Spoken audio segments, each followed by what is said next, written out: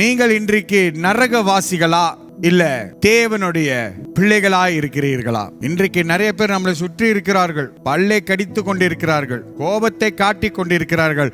உங்களுக்கும் அந்த விதமான அனுபவம் உண்டா? இல்ல நீங்களும் இந்த காரியத்தில் போய்கொண்டிருக்கிறீர்களா? அன்பானவர்களே, சமாதானம் உண்டாவதாக உங்களுடைய வாழ்க்கையில. இது நீங்க மட்டுமல்ல, வேதத்தில் ஸ்தேவானையும் பார்க்கிறோம். அவர் சொன்ன சில வார்த்தைகள் சிலருக்கு பிடிக்காது. தேவனுடைய வார்த்தையை கொண்டு வசனத்தை பேசுவீர்கள்.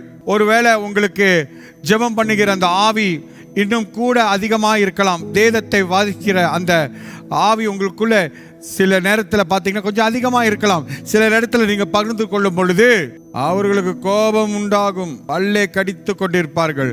பிசாசானவன் தான் பல்லை கடிப்பான், கிறிஸ்துவுக்குள் இருப்பவன் பல்லை காட்டி சிரிப்பான்.